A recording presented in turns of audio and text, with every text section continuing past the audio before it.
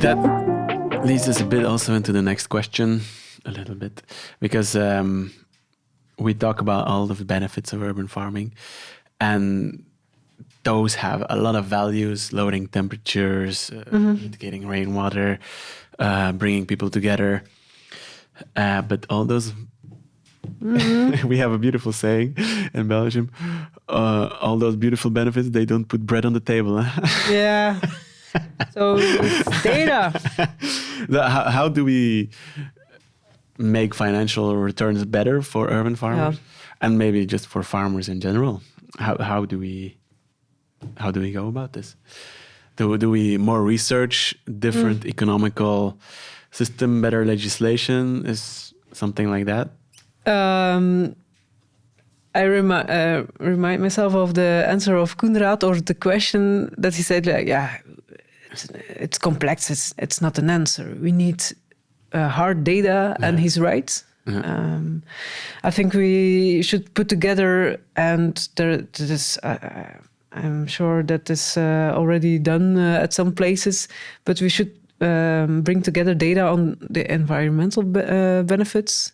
How much water can you capture? I remember when I was in DC, I met a professor of the Maryland University who was measuring the water capture on green roofs, both on an urban farm, on an urban rooftop farm in DC, and also on other green roof farms.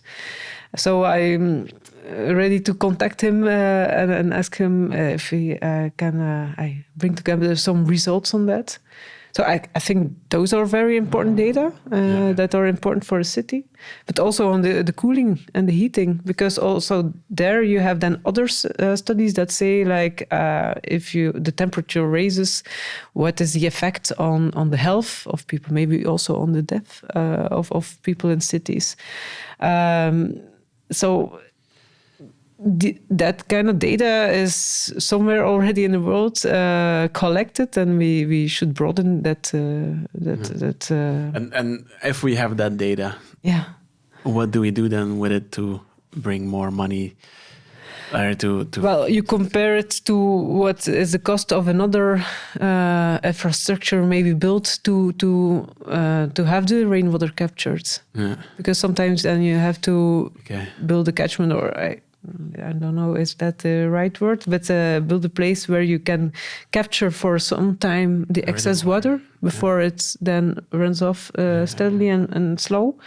But that also needs infrastructure and place. Yeah. So if you set it off against the alternatives, I think the benefit I liked also, like the connection and the well-being of citizens. That's maybe a difficult one to measure. It's like a lot of health studies. How do you really connect more green to the mental health? It's already been done, but I think that's a little bit more complex to also like translate it to data. What is then the alternative of a higher cost for health? But we should do that. And also on the economic side, what is the turnover of companies? How much people do you involve or do you employ? Like Les Champions de Bruxelles, which you like very much. Yes. They have a lot of people employed there. Yeah, that's true. It's a nice atmosphere. You feel like, this is a nice place to work.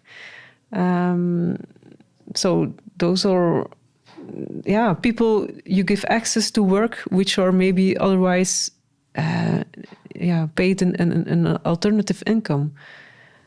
So if you count that, I bring that all together, I think you can. Okay.